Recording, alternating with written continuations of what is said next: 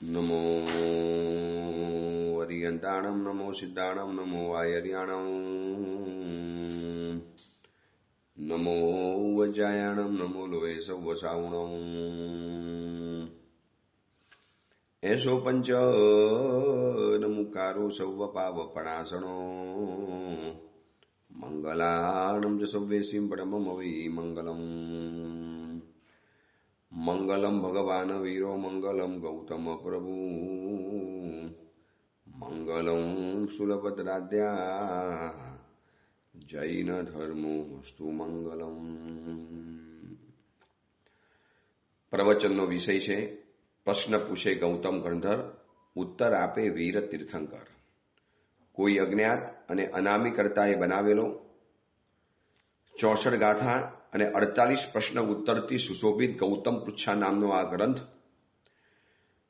પરમાત્મા મહાવીર અને ગુરુ ગૌતમ સ્વામીજીના એક સંવાદરૂપ, પરમાત્મા મહાવીર અને ગુરુ ગૌતમ સ્વામીજીના એક શ્રેષ્ઠ પ્રકારના સંબંધને છતો કરતો આ ગ્રંથની અંદરમાં જે પણ કાંઈ સારું અને ખરાબ જીવન દરમિયાન આપણને પ્રાપ્ત થાય છે એ બધાની પાછળનું કયું કારણ છે એ કારણને બતાવવા માટે અને કારણને જાણવા માટે ગૌતમ સ્વામીજીએ જે પ્રશ્નો પૂછ્યા અને એના પ્રત્યુત્તરની અંદરમાં ભગવાન મહાવીરે જે પણ વાતો બતાવી એ આપણને જાણવા માટે મળે છે.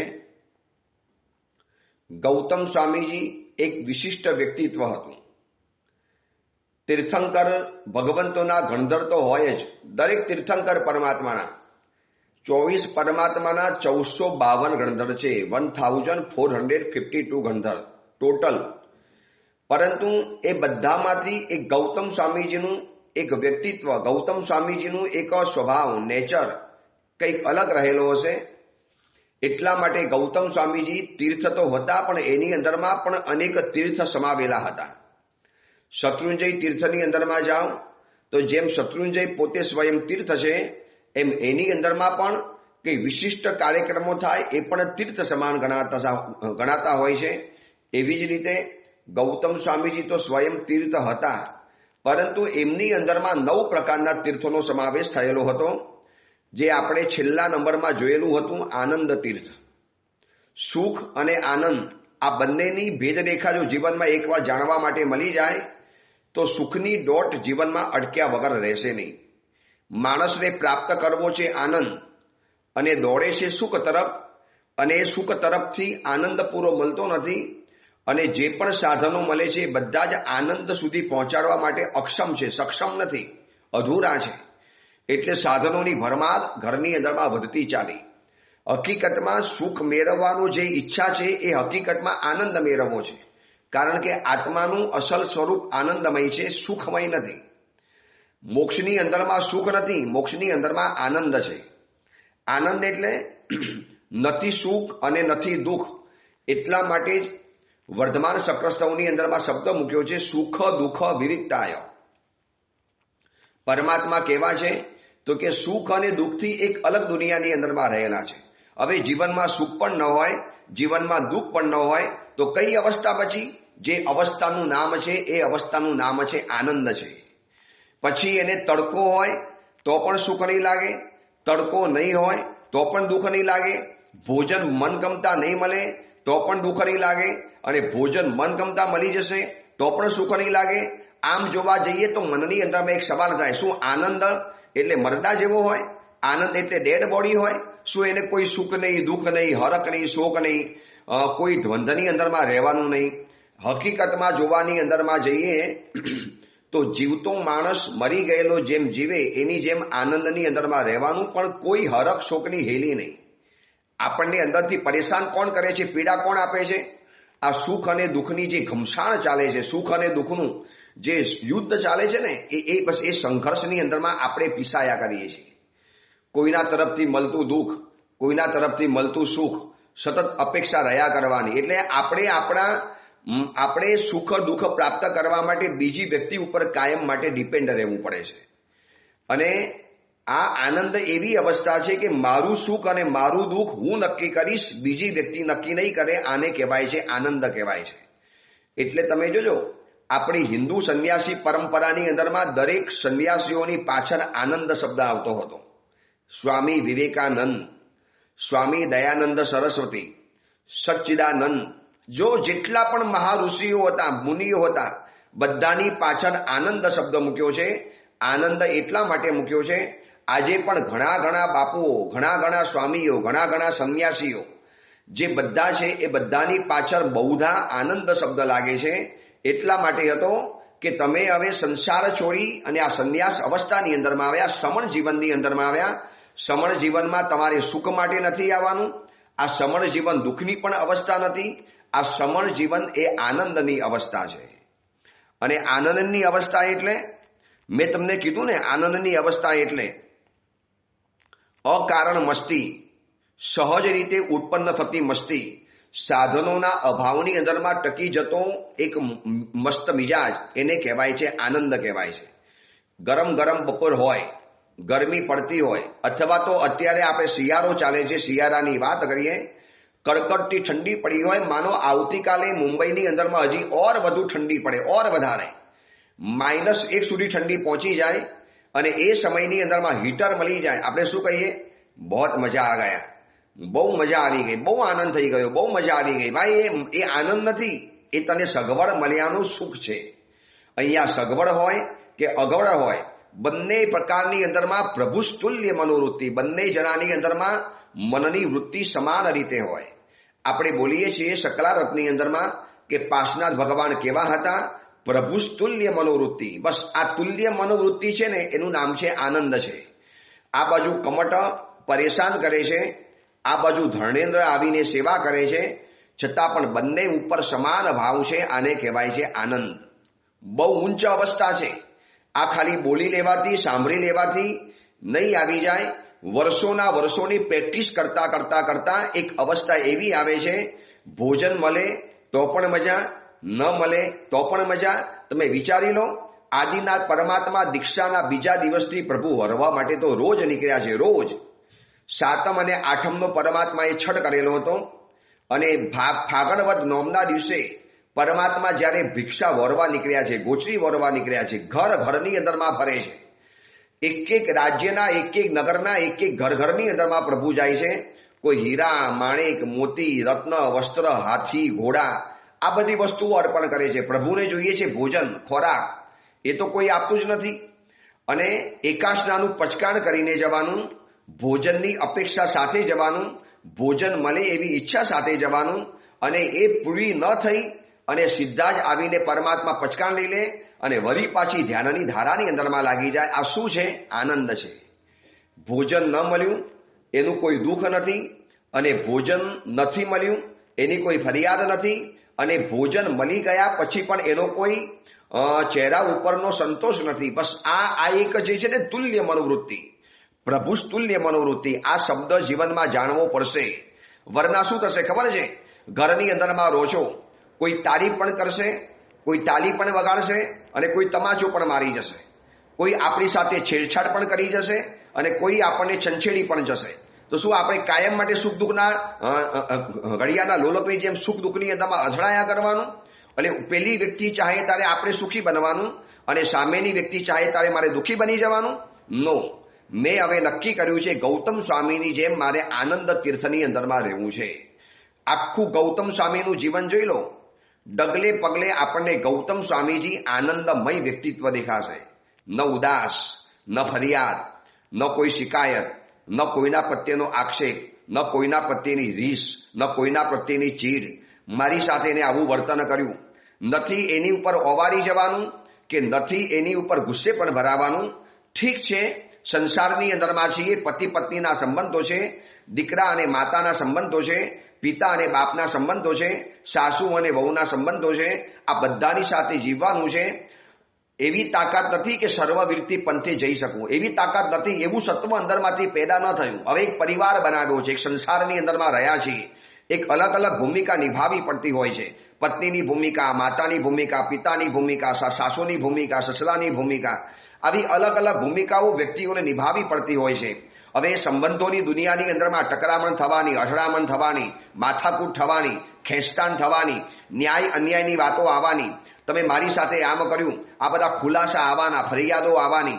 હવે આ બધાના વચની અંદરમાં જો આપણી તુલ્ય મનોવૃત્તિ ન હોય તો આપણે સુખ અને દુઃખના સાગરની અંદરમાં એવા તણાઈ જઈશું કે આનંદ તીર્થથી આપણે દૂર ચાલી જવાના.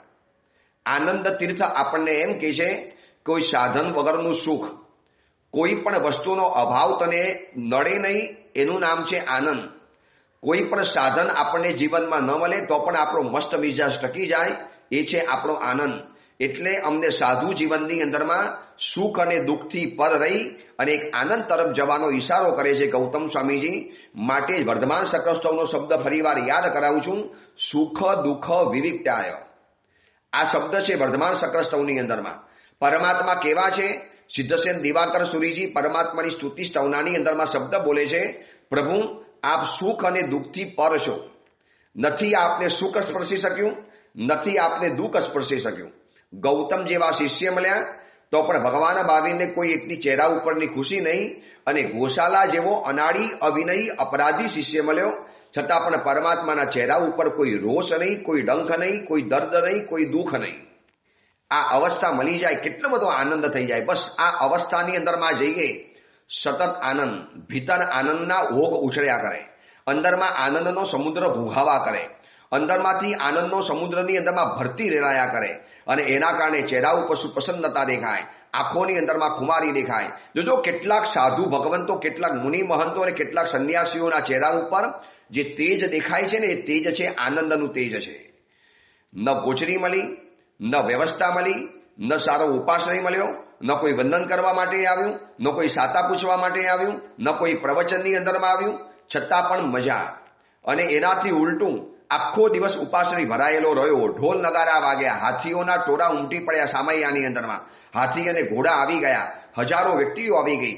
પ્રવચનની અંદરમાં એટલી બધી ભીડ આવી, એટલી ભીડ આવી કે હોલ છોડીને બીજી જગ્યાએ પ્રવચન કરવા જવું પડ્યું. છતાં પણ ચહેરા ઉપર એ જ મધ્યસ્થતા, પ્રભુસ્તુલ્ય મનોવૃત્તિ. આ શબ્દ યાદ રાખવા જેવો છે.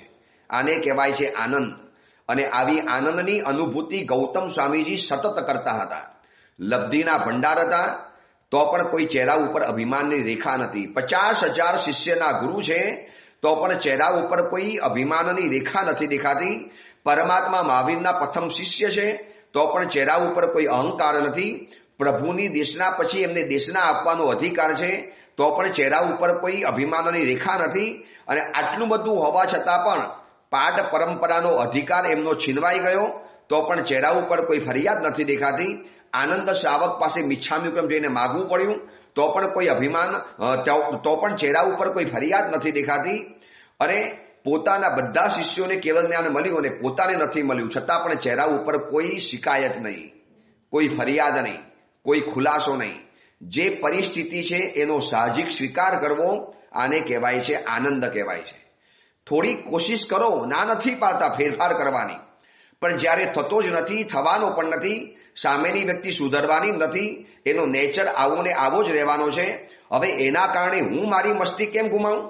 એના કારણે હું મારો આનંદ કેમ ખતમ કરી નાખું? ઘણા શું કરે ખબર છે? સામી વ્યક્તિનો વાંક હોય છે અને એ ગુનો પોતે ઓઢી લે છે. હવે મારે દેરાસર જવાનું બંધ, ઉપાશ્રય જવાનું બંધ, હવે ધર્મ નહીં કરું. મારા ધર્મને ગાર આપે છે, હું ધર્મ કરું એને પસંદ નથી આવતું. અથવા તો હું સારું કામ કરું છું એને પસંદ નથી આવતું, હું તપસ્યા કરું છું પસંદ નથી આવતું. હવે તપસ્યા કરવી જ નથી, હવે આપણે રાત્રિ ભોજન કરવાનું શરૂ કરી લો. હવે આપણે બધા પાપ કરો. અરે એ વ્યક્તિની તમે આટલી બધી અસર મન ઉપર કેમ દઈ લો છો? ઘટનાની અસર મન ઉપર ન થવી, આને પણ કહેવાય છે આનંદ કહેવાય છે. જીવનમાં બની ગયેલો જે પણ કાંઈ સારો નરસો પ્રસંગ હોય એની અસર ચિત્ત ઉપર બહુ લાંબી ન ટકે, આને કહેવાય છે આનંદ કહેવાય છે. આ અવસ્થા એમ નહીં આવે, સાંભળવાથી કે બોલવાથી નહીં આવે, એને જીવનમાં પ્રેક્ટિકલ કરવી પડશે. નાની નાની બાબતોમાં શરૂ કરીએ, બહુ નાની બાબતોમાં શરૂઆત કરીએ. ભોજનમાંથી, પછી વસ્ત્ર ઉપરથી શરૂ કરીએ, પછી એને વ્યક્તિ ઉપર લઈ આવીએ, પછી એને સમસ્ત લોકો માટે લઈ આવીએ, પછી ધીરે ધીરે ધીરે એવો કમાન્ડ આવી જશે. કોઈ નકલી ગારો આપી જશે તો પણ મસ્તી રહેશે, કોઈ આમ ઢગલા બંધ સ્તુતિ સ્તવના અને તારીફના ઢગલા કરી જશે તો પણ મન મજાની અંદરમાં રહેશે. આ ગૌતમ સ્વામીજીને કહેવાનું, પ્રભુ આપનું આવું આનંદમય વ્યક્તિત્વ, આનંદ તીર્થ છો, પ્રભુ અમને પણ એના યાત્રિક તો બનાવો. અમે ડગલે પગલે સુખ અને દુઃખના શિકાર બનતા જઈએ છીએ. અને ક્ષણે ક્ષણે સુખ અને દુઃખ અમને પતનના ખાડાની અંદરમાં નાખી જાય છે. સુખની અંદરમાં લીન બન્યા અને દુઃખની અંદરમાં દીન બનતા ગયા. પ્રભુ આનાથી અમને એક પર અવસ્થા જોઈએ છે, જે આનંદ છે, અને જે આનંદ તીર્થના સર્વોચ્ચ શિખર ઉપર પ્રભુ આપ બિરાજિત થયેલા હતા.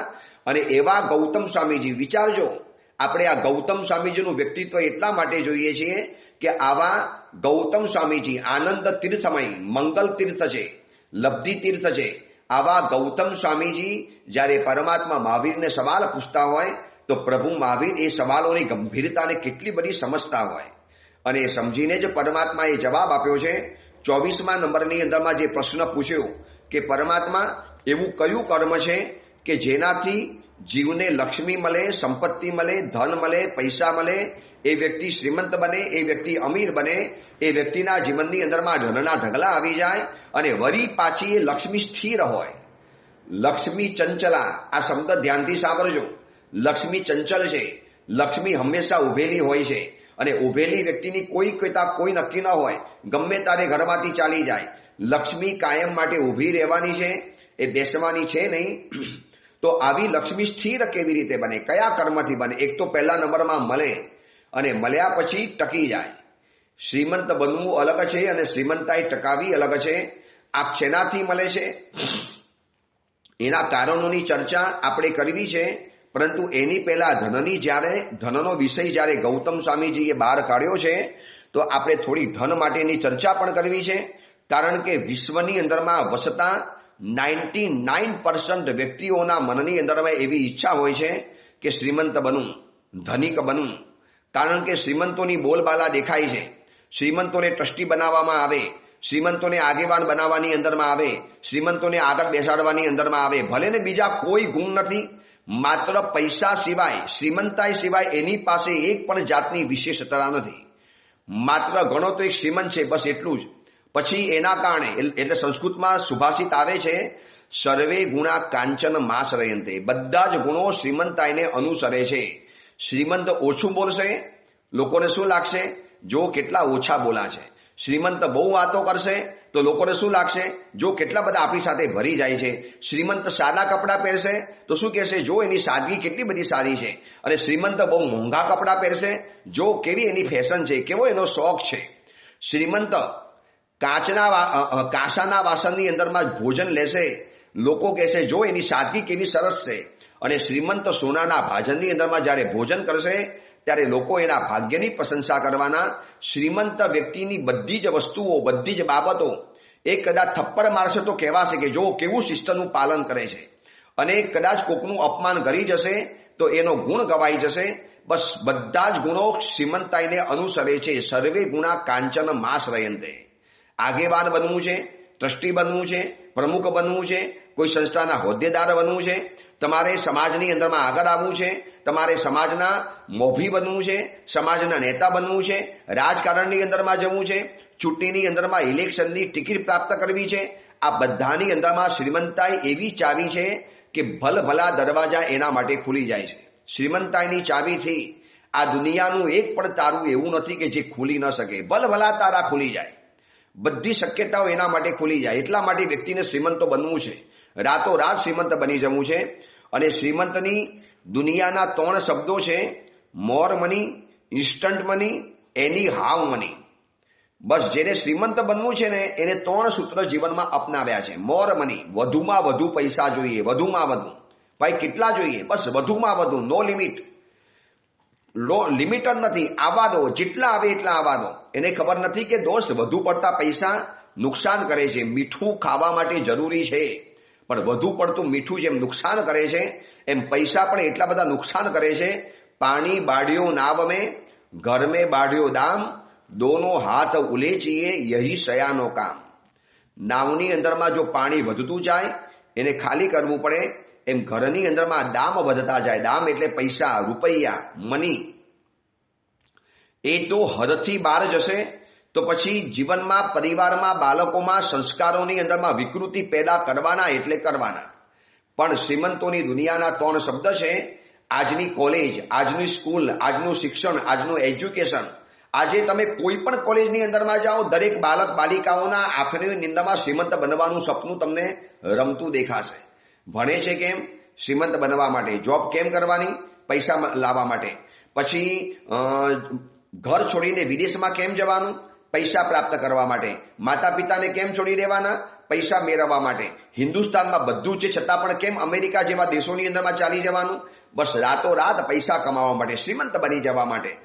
પછી એ ધર્મને છોડવાનો, પરિવારને છોડવાનો, માતા પિતાને છોડવાના, કારણ કે એની દુનિયાનો નિયમ છે મોર મની, ઇન્સ્ટન્ટ મની. હમણાં ને હમણાં જોઈએ, ઇઝી રસ્તેથી પૈસા જોઈએ. અને ત્રીજા નંબરની અંદરમાં એને પૈસા જોઈએ છે એની હાવ મની. કોઈ પણ હિસાબે પૈસા જોઈએ એટલે જોઈએ, કોઈ પણ હિસાબે. અને જે એમ માને છે કે પૈસા વડે બધું જ કરી શકાય છે, તે પૈસા માટે કાંઈ પણ કરી છૂટશે. યાદ રાખજો, જે વ્યક્તિ એમ માને છે કે પૈસા વડે બધું જ કરી શકાશે, ભલે દુનિયા એમ માને છે પૈસાથી બધું કરી શકાય છે, પણ આ દુનિયાએ બનાવેલો નિયમ છે. ભગવાન મહાવીરનું ધર્મ જગત આ નિયમને સ્વીકારવા તૈયાર નથી. અહીંયા પુણ્યથી બધું ચાલે છે. પુણ્ય હશે તો પૈસા મળવાના છે. પૈસા તો પુણ્યની પેદાશ રહેલી છે. યાદ રાખજો, પડછાયો એ સૂર્યના કારણે છે. હવે સૂર્ય હટી જશે તો પડછાયો પણ ચાલી જવાનો. પુણ્યનો સૂરજ તપે છે, માટે પૈસાનો આ પડછાયો દેખાય છે. આવતીકાલે પુણ્યનો સૂરજ અસ્ત પામી જવાનો, તો પૈસાના પડછાયા પણ ચાલી જવાના છે. આ નક્કર હકીકત છે. પરંતુ જે એમ માને છે કે પૈસા વડે બધું કરી શકાય છે, એ વ્યક્તિ પૈસા માટે કાંઈ પણ કરી છૂટશે, કાંઈ પણ. તમે જોઈ લો, ચંદા કોચર આટલી મોટી પદ ઉપર રહેલી આ સ્ત્રી હતી, મહિલા હતી. કોર્પોરેટ જગતની અંદરમાં જેના સિક્કા બોલાતા હતા, જેને એવોર્ડ મળેલા હતા, જેના સ્કૂલોની અંદરમાં સિલેબસ ભણાવાતા હતા, લોકો એનું એક્ઝામ્પલ લેતા હતા. જોઈ લો આ ચંદા કોચર કેવી સ્ત્રી બનીને આટલી બધી આગળ વધી ગઈ. આઈસીઆઈસી બેંકની ચેરમેન બની ગઈ, સીઈઓ બની ગઈ. લોકો એને માનભેર નજરે જોતા હતા. પરંતુ આ પૈસાએ જીવનની એની હાલત બગાડી નાખી. જેલની અંદરમાં ગયા, માળ છૂટ્યા છે. પતિ પત્ની પણ એક ધબ્બો તો લાગી ગયો જિંદગીભર માટે. જોબ નીકળી ગઈ. હવે કોણ એના સ્ટેટસ લેવાનું? કોણ એની ઇમેજને પ્રાપ્ત કરવાનું? પહેલા તો મોટિવેશનલના ક્લાસોની અંદરમાં ચંદા કોચરને મોટા મોટા લેક્ચરો માટે લોકો બોલાવતા હતા. એજ્યુકેશન અને મેનેજમેન્ટની કોલેજની અંદરમાં જેને લોકો લેક્ચર માટે બોલાવતા હતા, હવે કોઈ બોલાવશે આ ચંદા કોચર અને દીપક કોચરને? એક માત્ર ધનથી બધું જ કરી શકાય છે આવું માનનારી વ્યક્તિ ધન માટે બધું જ કરી શકશે. ખૂન પણ કરશે, ખૂન ખરાબા પણ કરશે. અને આ કહું છું એનો મતલબ એ નહીં કાઢતા કે હું સાધુ છું માટે પૈસાનો વિરોધી છું. નો, બિલકુલ નહીં. બહુ પ્રેક્ટિકલ સાધુ છું. પૈસા તો બધાને જરૂરિયાત પડે છે. અમે જે ઉપાશ્રયમાં રહીએ છીએ ને, ઉપાશ્રય પૈસાથી બનેલો હોય છે. અમે જે વસ્ત્ર પહેરીએ છીએ એ વસ્ત્ર પણ બજારમાં પૈસા દ્વારા મળે છે. શું કામ પૈસાનો વિરોધ કરવાનો? જે જિનાલયમાં પરમાત્માના સ્તમન ચૈત્યવંદન કરીએ છીએ, એ જિનાલયો પણ પૈસા દ્વારા બનતા હોય છે. પૈસાનો વિરોધ નથી, પરંતુ એની હાવ ઇન્સ્ટન્ટ મની અને મોર મની, બસ આ જે રસ્તો અપનાવાય છે ને, એ રસ્તાના અમે વિરોધની અંદરમાં છીએ. અને એક મજાની વાત જાણવા જેવી છે. પૈસાની જ્યારે વાત નીકળી છે, પ્રભુએ એના કારણો બતાવ્યા છે, એની ચર્ચા તો આપણે કરવી છે. કદાચ તમને જાણવાની જિજ્ઞાસા પણ હશે.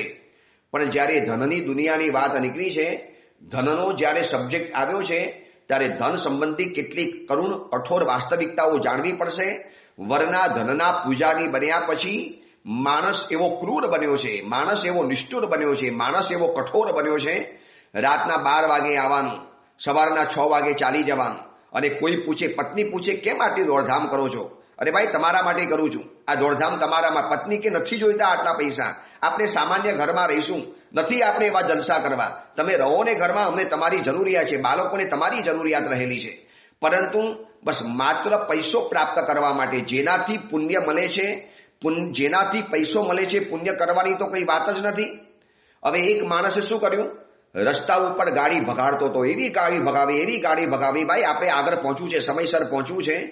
અને ઓલાએ બતાડ્યું, ભાઈ જોઈ લો, આ કાંટો બતાવે છે કે ગાડીમાં પેટ્રોલ ખૂટવામાં આવે છે. ભાઈ, એ બધું નહીં જોવાનું અત્યારે. આ પેટ્રોલ ઓછું પડે નહીં જોવાનું. આપણે કેટલી ઉતાવળ છે, કેટલું સમયસર પહોંચવાનું છે. પછી પેટ્રોલ પંપમાં ગાડી ઊભી રાખીએ, ફ્યુલ ભરાવીએ, પેટ્રોલ ભરાવીએ, કેટલી બધી વાર લાગે. યાર, તું બધી વાત નહીં કર, અત્યારે ભાગવા દે. ઓલો કે ભાઈ રસ્તામાં ગાડી અટકી પડશે તો? અરે યાર, તું આવી બેકૂફ જેવી વાત નહીં કર. આપણે અત્યારે ભાગવું છે એટલે ભાગવું છે, દોડવું છે એટલે દોડવું છે. અને માણસ પાગલની જેમ ગાડી ભગાવતો ગયો. હવે બન્યું એવું કે પેટ્રોલ તો ઓછું થતું જ ગયું અને ઓલાની ચેતવણી છતાં પણ એને વાત ન સ્વીકારી અને ભર રસ્તાની અંદરમાં ગાડી એવી જગ્યાએ અટકી પડી, ન આગળ પેટ્રોલ પંપ ન પાછળ પેટ્રોલ પંપ, અને હતાશ થઈને માથા ઉપર હાથ મૂકીને બેસી ગયો.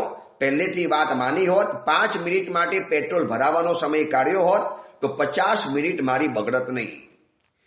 આ કથાનો ઉપનય એ છે કે કોઈ ગુરુ ભગવાન ચેતવે છે, દોસ્ત તારા જીવનની ગાડીમાં હવે પુણ્યનું પેટ્રોલ ઘટવામાં આવ્યું છે, ખૂટે છે.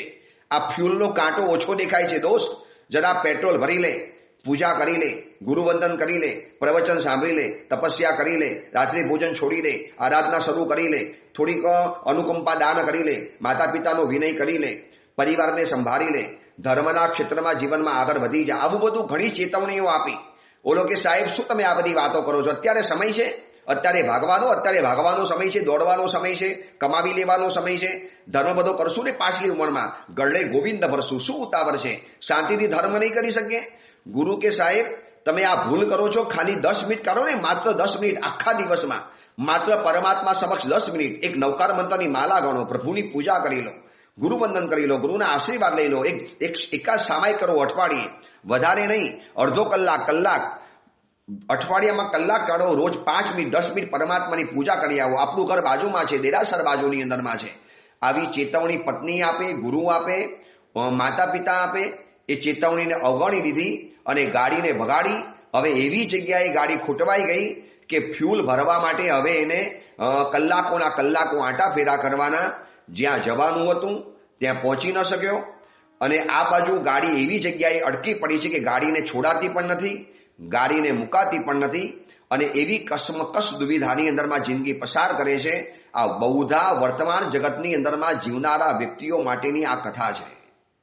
અમે સમજાવીએ, દોસ્ત પૂજા કરી લે ને સાહેબ, તમે અત્યારે પૂજા કરો છો સાહેબ, મારે ઘર બનાવવાનું છે મુંબઈની અંદરમાં, મારે સાહેબ ભાગવું પડશે સાહેબ, પૂજા પછી કરીશ ને સાહેબ, હવે સમય નથી. દોસ્ત સમય નથી એ વાત સમજુ છું, પણ સમય કાઢીને ધર્મ કરવો પડશે, કારણ કે આ ફ્યુલ ભરશે તો તારી ગાડી આગળ દોડશે દોસ્ત, વરના ગાડી અટકી જવાની.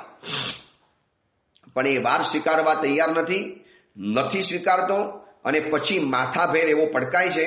પછી એવી જગ્યાએ એની ગાડી અટકી પડે છે કે એ વખતે ન ગાડી આગે જાતી હૈ ન પીછે જાતી હૈ, વહાં રહ ભી નહીં શકતા હૈ. જવાની ઉતાવળની અંદરમાં જે થોડી ઘણી કરવા જેવી વાતો હતી એ ન કરી લીધી. રાતોરાત પૈસા કમાવાની લાઈનની અંદરમાં જેનાથી પૈસા મળતા હતા એવા પુણ્યનું ફ્યુલ ભરવા માટેનો સમય ન કાઢ્યો. હવે એની પર સમય જ છે, પણ એ સમય એના માટે કોઈ કહેતા કોઈ કામનો નથી. જરૂરી સમયે થોડો સમય નહીં કાઢે તો પછી સમય બળશે ત્યારે તમારો માટે એ સમય કોઈ કહેતા કોઈ કામનો નહીં હોય, કારણ કે હવે સમય તમારો બિલકુલ નકામો છે. સાચા સમયની અંદરમાં તમે સાચું કામ નથી કર્યું. હવે એ ભલે ને તમારી પાસે અત્યારે સમય છે, તમે ગમે એટલું કરો. હિન્દીમાં કહેવત છે ને, બુંદ સે બિગડી હોજ સે સુધરતી નહીં. જ્યારે બુંદની જરૂર હતી ત્યારે તમે બુંદ ના આપ્યું અને પછી તમે અક્કલ આવીને પછી હોજ ઠાલવવાની અંદરમાં જાઓ. ઓલો કહી દેશે દોસ્ત, બુંદ સે બિગડી હોજ સે સુધરતી નહીં હૈ. હવે તારો હોજ કોઈ પણ કામ નહીં લાગે, હવે તારું સરોવર કામ નહીં લાગે. એ વખતે નાનકડો ગ્લાસ પણ જો આપી દીધો હોત ને દોસ્ત, તો તારા માટે બહુ જિંદગી જરૂરી હતી. બસ આ વાત સમજાવવા માટે ગૌતમ સ્વામીજીએ પ્રભુને આ સવાલ પૂછ્યો છે કે પ્રભુ, આ બધા ધનના ધનેડા, આ ધનના રસિયા, આ ધનની પાછળ પાગલ થઈને ભાગનારી વ્યક્તિઓ, આ ધનની પાછળ રાત દિવસ એક કરનારી વ્યક્તિઓ, જેને ધનનું ધનેડું કહેવાય, ધનની જીવાત કહેવાય. ઘણી વાર છે ને ઘઉંની અંદરમાં ધનેડા પડતા હોય છે, ગુજરાતીમાં જેને ધનેડા કહે. એવી પ્રકારની જીવાતો આવે કે જે ઘઉંની અંદરમાં પડે અને ઘઉં ખાઈને પુષ્ટ બને, ઘઉંને ખતમ કરી નાખે. એ ધનના ધનેડા કહેવાય. એવી રીતે જેમ ઘઉંના ધનેડા હોય છે એવા કેટલાક જીવો ધનના પણ ધનેડા હોય છે. બસ એની પાછળ લાગ્યા કરે, ભાગ્યા કરે. ધનના વિરોધની અંદરમાં નથી, પણ ધન જેના દ્વારા મળવાનું છે એને જો જીવનની અંદરમાં નહીં સુધારો તો આવતીકાલે એવી જગ્યામાં ગાડી ફસાવાની છે. એટલા માટે જાણે કે આ ગૌતમ સ્વામીજીએ પરમાત્માને સવાલ પૂછ્યો કે પ્રભુ, આવા ધનના ધનેડાઓને કેવી રીતે સુધારવા, એને સમજાવો કે ધન કેવી રીતે મળે છે, લક્ષ્મી કેવી રીતે મળે છે. જો મહેનતથી મળતી હોત, બહુધા માણસ શું માને, બસ મહેનત કરી લઈએ, લક્ષ્મી મળી જવાની. આપણે રાત દિવસ વાગી લઈએ, હમણાં થોડીક મહેનત કરી લેવા દો, પૈસા મળી જશે. જો મહેનતથી જ પૈસા મળતા હોત તો બધાને મળી ગયા હોત. એ ચર્ચા આપણે પહેલા કરી દીધી છે. ચલો, પરમાત્મા મહાવીરે ગુરુ ગૌતમ સ્વામીજીને ધન શેનાથી મળે, ધન શેનાથી સ્થિર થાય એ બાબતનો જે સવાલ પૂછ્યો અને એના માટે પ્રભુએ જે જવાબ આપ્યો છે એ જવાબને આજે આપણે જાણી લઈએ. વિવેચન એની ઉપર આપણે આવતીકાલે કરીશું. પરમાત્માએ એના માટેના 2 જવાબ આપ્યા છે. પહેલો જવાબ એ આપ્યો છે, જે વસ્તુ આપણને પોતાને ગમતી હોય. બહુ ધ્યાનથી સાંભળજો, આમાં ભગવાને ઘણી કન્ડિશન મૂકી છે. ધન મેળવવું છે, શ્રીમંત બનવું છે, શ્રીમંતાઈ ટકાવી છે, રાતોરાત શ્રીમંત બની જવું છે, અબજપતિ બનવું છે, ટોપ 10માં નંબર લાવવો છે. તો એ બધાના માટે આ જવાબ જાણવો જરૂરી છે. જે વસ્તુ આપણને પોતાને ગમતી હોય તે વસ્તુ સારી ભાવનાથી જો યોગ્ય વ્યક્તિઓને, યોગ્ય પાત્રને અર્પણ કરવામાં આવે તો એનાથી જે પુણ્ય પેદા થાય છે એનાથી ધન મળે છે. જોજો કેટલી કન્ડિશન મૂકી. વસ્તુ આપણને ગમતી હોવી જોઈએ. આપણી પાસે એ વસ્તુ આપણને ગમે તો આપવાની છે. એક્સ્ટ્રા છે, નકામી પડી છે, લઈ જાઓ ને, આમ પણ ઘરમાં પડેલી છે, એ બધી કામ ના લાગે ભાઈ. ગમતી વસ્તુ. બીજા નંબરમાં સારી ભાવનાથી, અને ત્રીજા નંબરમાં યોગ્ય પાત્રને યોગ્ય સમયે અર્પણ કરો. 4 કન્ડિશન પરમાત્માએ મૂકી છે. ચલો, એની ઉપરનું વિવેચન આપણે આવતીકાલે કરીશું. આ સબ્જેક્ટ મેં તમને કીધું ને, 99.9 વ્યક્તિઓને આ સબ્જેક્ટ સ્પર્શે છે. કારણ કે બધાને શ્રીમંતો બનવું છે, પૈસાની તો બધાને જરૂરિયાત પડે. સંસારમાં રહેવું છે, શું કામ જરૂરિયાત ન પડે? ડગલે પગલે પૈસા વગર નથી ચાલતું, એ સમજું છું. બાળકોને ભણાવવા છે, ઘર બનાવવું છે, મોભા પ્રમાણે રહેવું છે, પેટ ભરીને ખાવું છે, સમાજની અંદરમાં રહેવું છે, તો પૈસા તો જરૂરિયાત પડવાના. પણ એ પૈસા મળે છે પુણ્યથી. બસ એ વાત મગજમાં ફિટ કરી લો, અને પુણ્ય બંધાય છે ધર્મથી. આ સમીકરણ જીવનમાં શીખી લો. હું તમને આવતીકાલે એક મજાનું સમીકરણ બતાવવાનો છું, જે એટલું બધું મગજમાં ફિટ બેસી જશે. એ સમીકરણની ચર્ચા અને પરમાત્માએ બતાવેલા જવાબની ચર્ચા એ આપણે આવતીકાલે કરીશું. ઘણા મિત્રો એવા છે, ઘણા તમારા દોસ્તો એવા હશે કે જે પૈસા માટે જેને આખી દુનિયા બદલી નાખી છે. એ ન પત્નીનો છે, ન પુત્રનો છે, ન મમ્મીનો છે, ન પપ્પાનો છે, ન સમાજનો છે. હાય પૈસો, બસ લાય પૈસો, આવું જે જ કરે છે એને આ 3-4 દિવસના પ્રવચનો ખાસ મોકલજો. તો સાંભળ્યા પછી એને ખબર પડશે, થોડીક તો આંખ ખુલશે. ચલો, એ અંગેની બીજી વિશેષ વાત આપણે આવતીકાલે કરીશું. એ જ મંગલ કામના, મંગલ ભાવના. જેના વિરુદ્ધ કાંઈ પણ બોલાયું હોય તો મિચ્છામી દુક્કડમ.